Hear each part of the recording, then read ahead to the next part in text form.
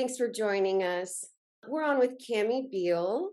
She is a certified coach, wife, and mother of little Doug, author of The Wisdom of Little Doug, available on Amazon, and one of our OG certified advanced Ho'oponopono practitioners. Thank you for being with us, Cami. Thank you very much for inviting me. Yeah, we first met you at the 2017 Advanced Ho'oponopono event in the Texas hmm Hill Country. You were a Yes, new mom then, weren't you? yes, I was. I had a little guy who was keeping me hopping. He still is. Well, do you remember what Mhm. made you sign up for that event? Um, Man, I just think I was ready for it. At that point in my life, I was really just trying to. I was trying to clean up a lot of past stuff. You get to a point in your life, I feel like the first part of your life, you're just going on like, hey, this is what everybody around me says. This is what my parents said. This is how life works. And then you inevitably come to that point where you're like, okay, is this really true? Is this what I believe? Is this who I am? And if not, how do I clean that up? How do I clean up the junk in my past so that I can free myself and become more truly who I want to be, who I was meant to be? And that was the point that I was at back in 2017. And that was a big drive for me in signing up for that seminar, so certification program. No, I produced the event, but it was Mathew and Joe who were dropping the wisdom. And then, of course, we had Harry Be Happy, which Yes. I hope to talk to you soon. And I know you've stayed friends with. So, yeah, I'm going to turn it over to Mathew from there. that was one of the most life-changing experiences. I'm talking about March 2017. hmm Being up there in Wimberley, I think it was actually a benefit that the cell service didn't work because you were detached. Like people were walking around going, "Can you hear me now? Can you hear me now?" Right. It's one of those things. Like sometimes in life, when you're in the experience, you don't Mm. recognize how beautiful it is until afterwards you reflect. Yeah. And then you get Yeah. to look back and go, man, I met all these people. And yeah, but the best time was like sitting at lunch and Mm. and just talking to Just people, you know, talking. Yeah. and Yeah. it reinforces your belief. Yeah. You Just understand. getting away and, Yeah, like you said, disconnecting from it all and having a group of people together focusing on Ho'oponopono. That's absolutely, powerful. absolutely. That's powerful. And the thing It was is, life changing. um, I have a lot of friends. They don't know what Ho'oponopono is, Mm. and I don't have to make them know what it is. Right. That's not what it's about.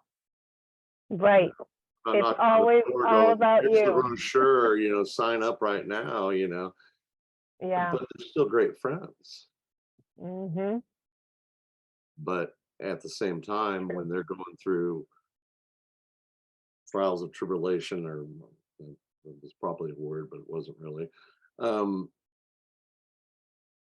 it's my work at that point in time to look at it and say, you know what, Mhm. I hear you. I hear Yeah. what you're saying. And Yeah. then I have to look at it as a reflection again, Right. internalize it, and go through it. And some stories are horrible, and then some stories turn out fantastic. In fact, actually, yesterday, my second apartment that I had with a guy named Gary, he was the next door neighbor. He was in the military at the time and then retired. He was a helicopter mechanic. When he retired, he went back to his hometown, which was in Wisconsin, which I have not been to yet, but I do plan at some point in time to do. And then I found out he went through a divorce, which I never saw that coming, but nobody ever does. Then he got cancer. and he went through several stages. But just yesterday, he wrote me and said, I lost my phone. I'm reconnecting through Facebook. I hope you're doing good. By the way, I'm doing good. Cancer's gone. And I'm like, that's awesome. That's what you want to hear, but it's just nice to get those stories, and the fact that you share it with somebody else. And I think that's the communal base of getting together, is like, we all have stories. I have too many stories. But when you get together, then you can share them. And then you can go, oh, wow, I'm not crazy. Yeah, I think, it is powerful hearing the stories. It was hearing Dr. Hulen's story that made me try Ho'oponopono. I mean, besides the fact that it's easy, that helped. Right. So, but getting to your story, Cami, I think it was sometime around 2020, maybe, that I noticed you were putting a book together of your anecdotes that you've been sharing of Lil Doug's wisdoms. Yeah. Yes. I think 2020 was when I started getting a lot of requests for a book, but it was one of those things where I kind of just had so many people ask me for it. It was finally like where you just give into the universe. Okay, already. I'll write the book. So, but that had a lot to do with my son's heart condition and what he went through. And that all started in 2020. So I don't know how much detail you want me to go through, or if you just want to ask me questions. Yeah, I'll let you take the tell lead. us about that journey, about finding out that he had a heart defect in 2020. Yeah, so 2020 was crazy for everyone. And of course, the first half of 2020, it's funny how it's funny how the longer you get into Ho'oponopono, and I don't know if this is your experience, but this is mine. You just get into it and you're rolling along and you're like, this is what I do. This is my default. And then, life just knocks you flat on your back. And it's like, you completely forget everything. And it's like, go to panic mode. And you're just kind of running around in circles for a little bit, panicking.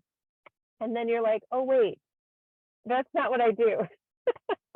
I go straight to Ho'oponopono, and I don't know how many times I'm like, I have really got this down now. And then something comes along and just knocks me on my back again. And I do the little panic for a bit and then go, wait a second, this is not what I do. Come back to it. So 2020 was like that. There was a lot of complaining and a lot of, this is crazy and what's happening in the beginning of the year. And there was a lot of, I think, this is the worst it can get. It can't get worse than this.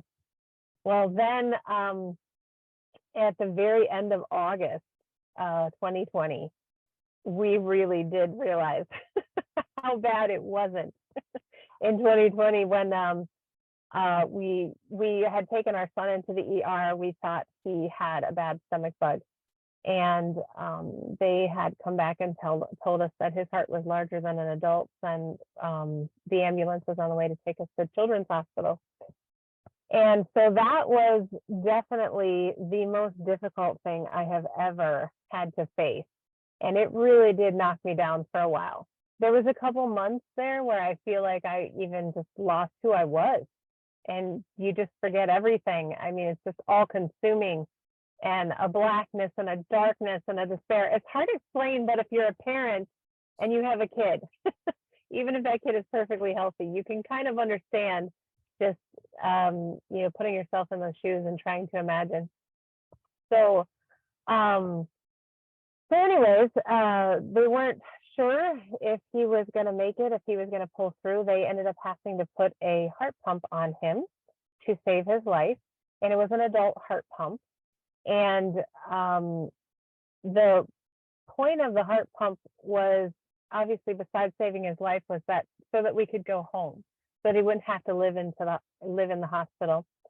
And but after they put it on him, they kind of reneged on that and said, well, we've never ever sent a kid this young home on one of these heart pumps. It would be very dangerous, super high risk. It's an adult heart pump, and you've got here this little 6-year-old boy. And it was around that time, like, that I kind of came back to myself, and I was like, what am I doing? Panic, despair, blackness. I'm hanging out here instead of cleaning. This is a huge opportunity to clean up my, data, and see what this is all about, what life has for me. And so I just started getting on it with the Ho'oponopono, and, to some degree, like, the fight came back into me for life. And because Ho'oponopono is like the opposite of fight. But what I mean is, like, it brings a clarity to what your next step is, what you're supposed to do, what you're supposed to stand up for, what you're supposed to sit down and be quiet through. Those types of things. And there were so many things every day that I had to just make decisions on for my son's health. And Harry Be Happy was a huge help to me at that time. I think his Ho'oponopono carried me through some of those days for sure. I know they carried me through. So it was neat how we had met at the 2017 conference, and then just stayed in touch lightly on Facebook. He thought Little Doug was pretty funny, so he would often comment on the posts I would do about Little Doug. But during that time, he just really was a huge blessing to me, reminding me of the principles, reaching out and saying, I'm doing these, I'm doing this for you. I've got other people that are doing this with me for you. And it really helped to lift me up and, reset my focus. And so anyways, Little Doug did end up going home against the doctor's recommendations and doing very well. He just did amazingly well. And, at the time, you can't think of any good reason. You're just like, there's nothing good about this. My child is suffering, things that most adults have never even suffered through, and he should never have to go through. And nothing is good about this. But the more you clean on it, the more you Ho'oponopono, the more you take responsibility, the more the light is able to come in and show you what can be good about something that seemingly can't be good.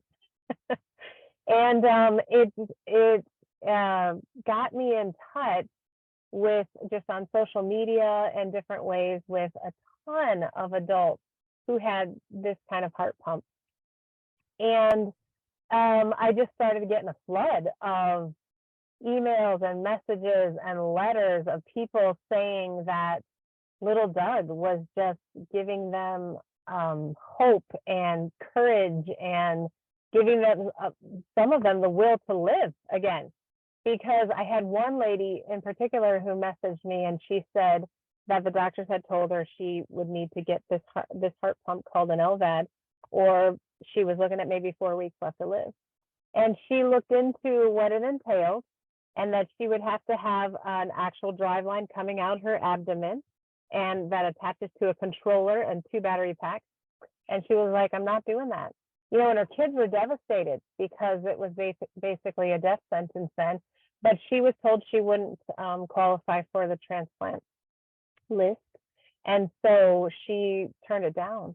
And somehow through social media, she had gotten into a group that I was in, and was seeing the posts of Little Doug, playing on the playground with an LVAD and doing all manner of things you probably shouldn't be doing on an LVAD, because he didn't follow any of the rules, any of the safety rules, He was just a kid. Well, there are none for kids his age. What was that? There are none for people his age. He's making them. Right, yeah. So typically when a kid his age gets a heart pump, they do what's called a Berlin heart, and it's a ginormous, like, metal box that's attached to the kid, and the heart pump is actually external, but goes into their heart and pumps the blood. So they're completely hospital, bedridden. So they can't leave the hospital, and they can't, just be a kid. And Little Doug was, since he had the adult heart pump, he was at home, and he was just living his life, man, and challenging me every day with his attitude, because he was just like, what, this is my heart pump. Cool. Let's go play. So anyways, she had messaged me and said that when she saw little Doug, she said, man, if that 6-year-old kid can do it, then I can do it too. And so she did end up getting the LVAD, and she did end up a while later qualifying for the transplant list, and she's on the transplant list now. But that was just one example. I had so many other people that messaged me and just said what a difference watching his antics on Facebook and just seeing his attitude had made in their lives. One lady messaged me and said that her husband, since he had gotten his LVAD, basically just sat at home all day staring out a window, and he just was depressed and not speaking. And she got into the group on Facebook that I was in for the heart pump patients, and so she started showing him pictures and showing him quotes that little Doug would say and things that he was doing. And she said the first sign of interest that he had in living, she said, was one day she came home from work and he said, did little Doug do anything today? And she just said she cried, and she said, so that's their thing every day when she gets home. He's like, well, did little Doug do anything today?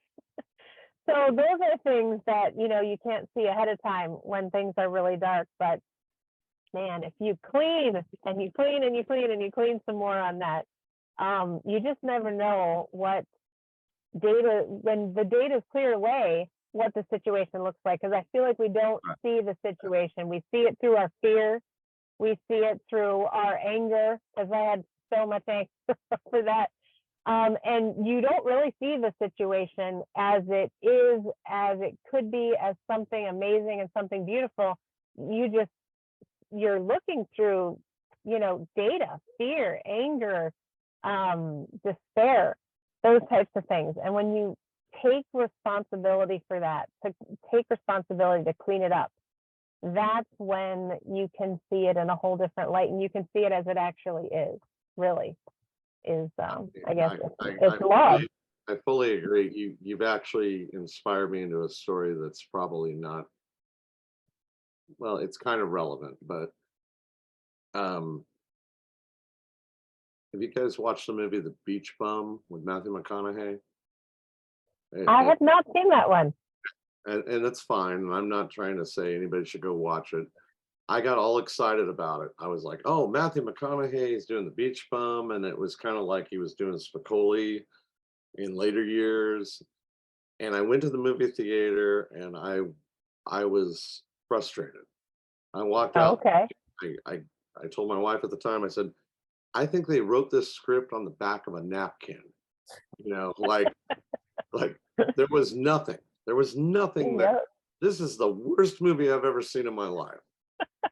Then I watched it a second time, a third time, fourth time. And on the fourth time, I understood what the movie was about. Wow. It was, at least for me, I'm just speaking as myself. It was about enlightenment. Because enlightenment is a big fancy word that we all love to throw around. Right. Hey, I'm enlightened, it's fantastic. Yep. But the truth of the enlightenment is, it's not that you don't experience the experience. It's what do you do right after you experience it? So something dreadful happens, Yeah. You can cry, you can feel bad. How fast do you zip out of it? And it's the last scene in the movie where one day I went, oh man, I'm like, this movie is about enlightenment. And now I own it. Got it. And now I own it. Yeah. And I watch it sometimes. My daughter's like, why are you watching this? Like, I need a reminder every once in a while. Yeah. This is it. And so I like to use the coin phrase, the good, the bad, the ugly, and the indifferent. That's life. That's what we're going to experience. It's what you do after the experience. Yeah, there's so many different areas of life, and you're rarely rocking all of them. Yeah, Usually there's always one coming up like, okay, you need to work on me now, and that's our chance to clean. It's funny too, because Ho'oponopono, we were talking about this the other day, Caroline and I. it's self-work, right? Yes. And at some Yes. point, So like, much. even as I look at both of you right now, I just go, that's my reflection. Yeah. But at some Yeah. point you go, well, then what do they see? Well, that's their reflection. Yeah. It's like it's a one source entity that just Yes. branches out everywhere. So Yeah. when you're helping me and I'm helping you, or vice versa, or Caroline, or whatever, all those things come together. Yes. Source. Yep.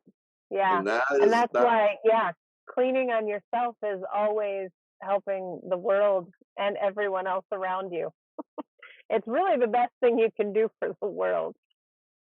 And sometimes Right. it may not have a happy ending to Hmm. what you expect, but sometimes it does, right? So we got a Yeah. little bug here, and then that feeds on to the next person, to the next person, and Yeah. inspire, and that is the source of I. That's why we do it. Yeah.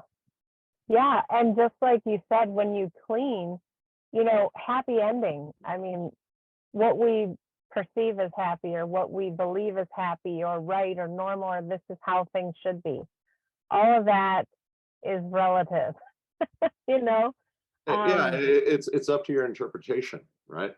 yeah, right, I mean, right. I could And go right now and tell you all the things that are going wrong in my life, but same. I'm not going to, because why would I? Right.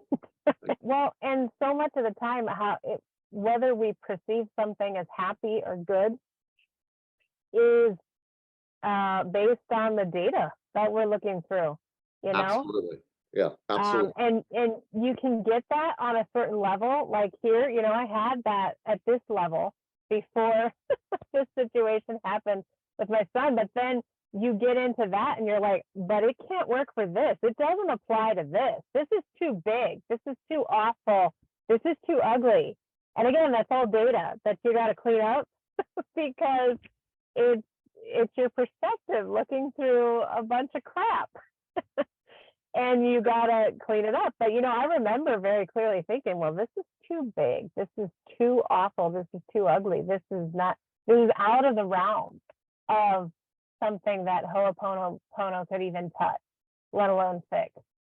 But once you Um, get into it, it actually, you get the sense of freedom. According to Tom Hanks, he was the one that kind of enlightened this whole thing. Not that I sat there with him, but I watched a thing where they said, "What yep, would you tell your younger self?" And he goes, "I would tell my younger self that when you're up, you need to realize that you're going to go down." mm, So I've taken yeah, that to heart, because when I'm up, I try to just enjoy it.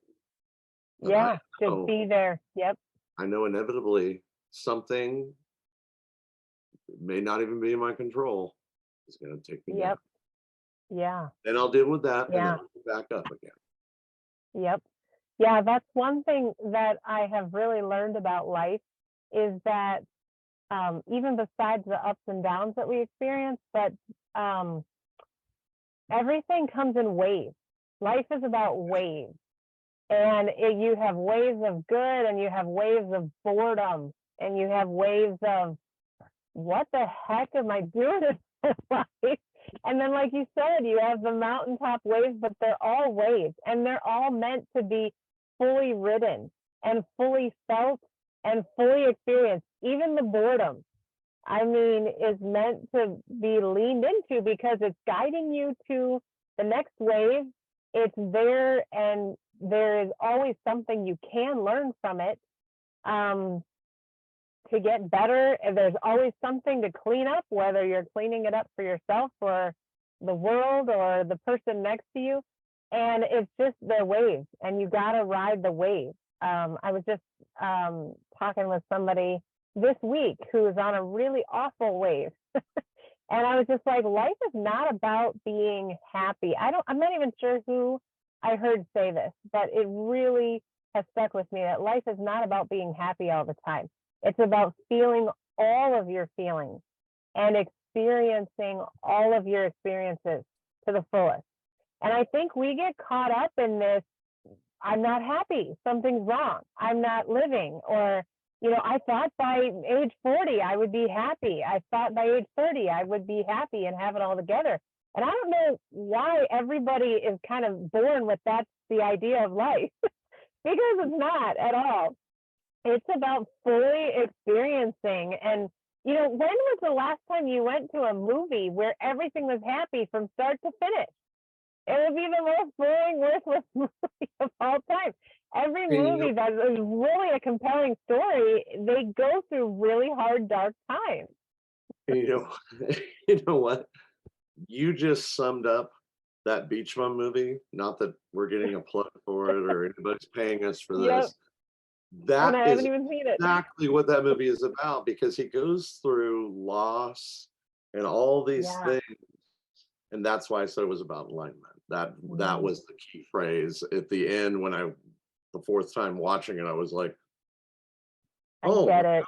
this Yeah. movie is actually really good. I didn't have any idea. Right.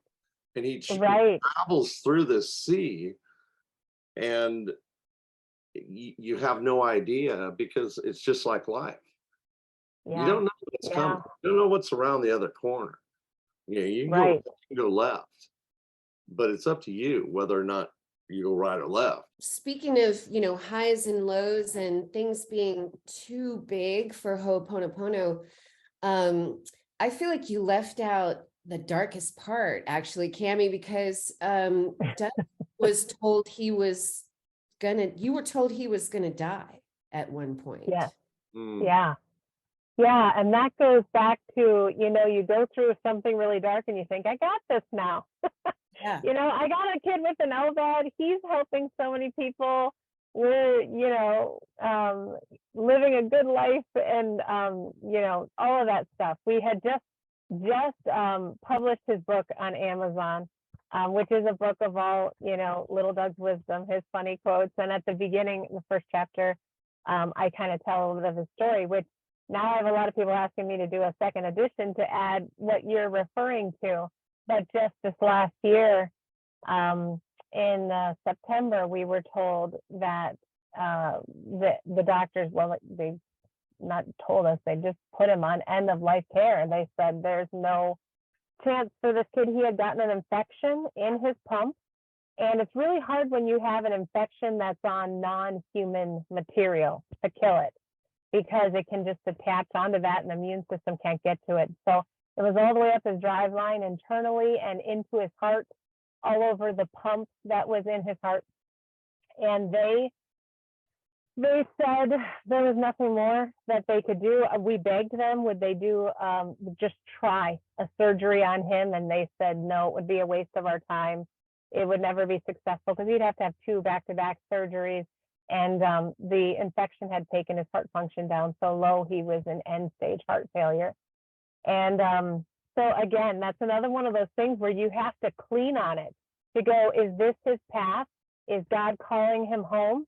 Because you don't want to be that parent that's like, puts your kid through more, horror and stress and pain, because you're trying to not, to hang on to more time with them and not let them go.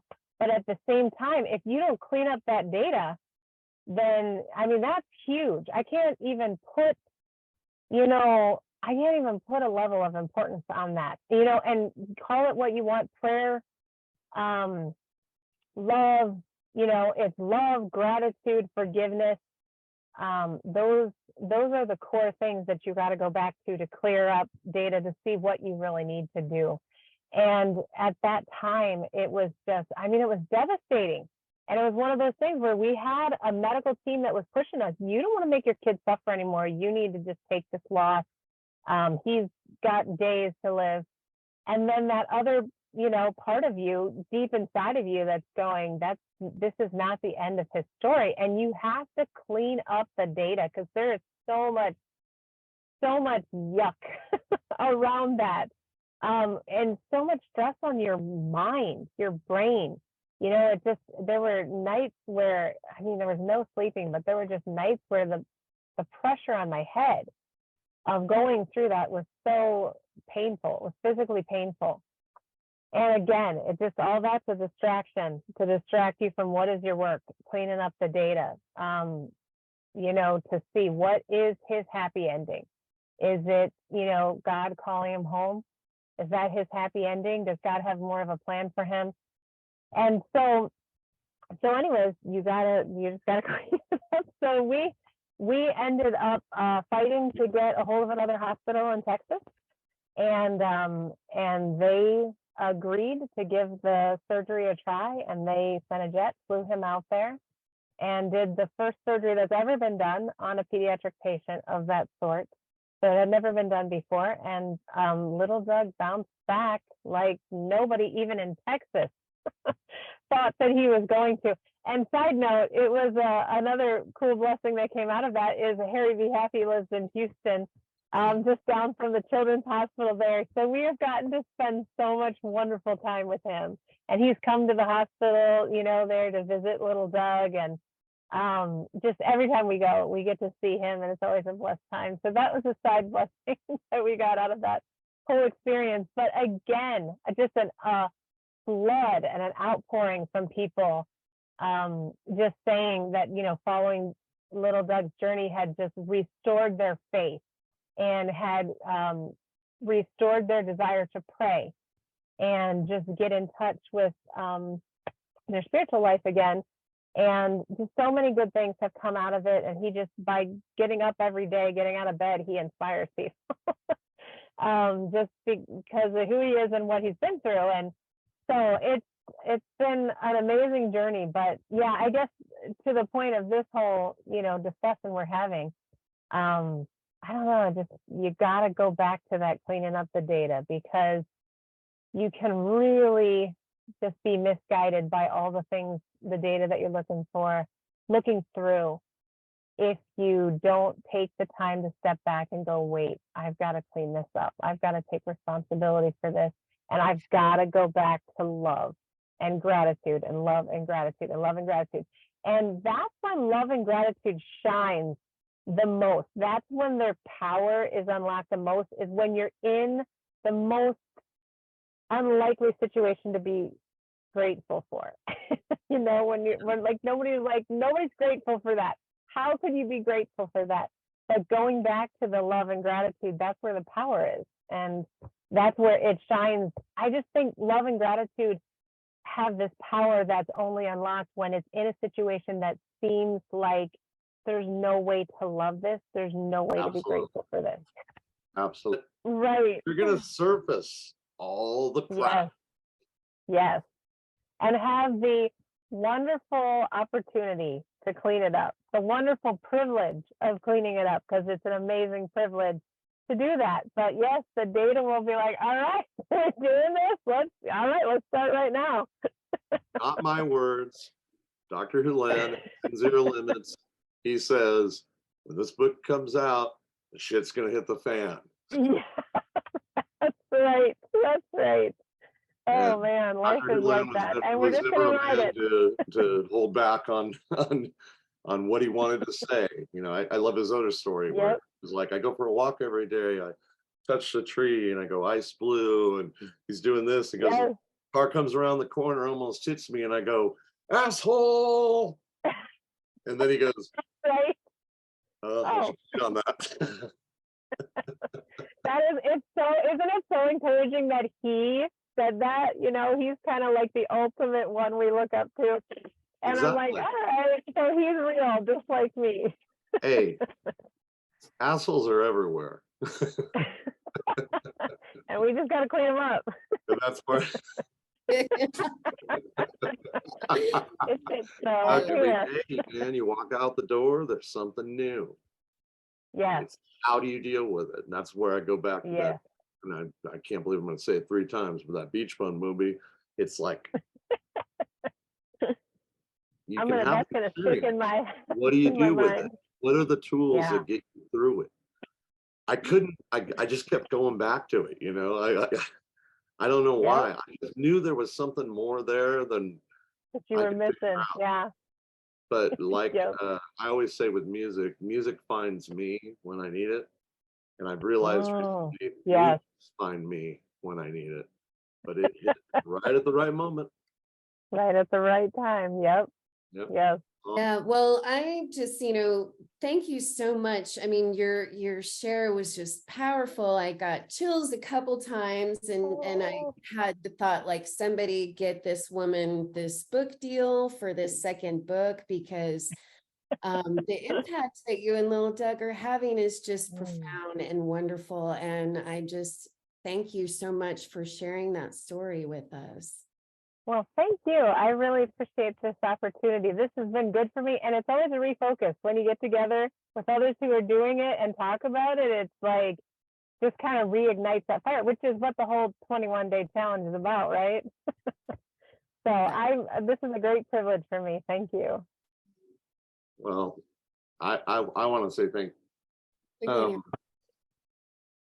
you. Thank you for doing this. This is the first one of these that we've done.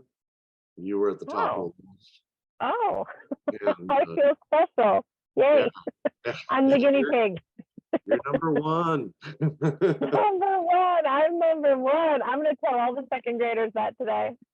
Yeah, do it. Tell them.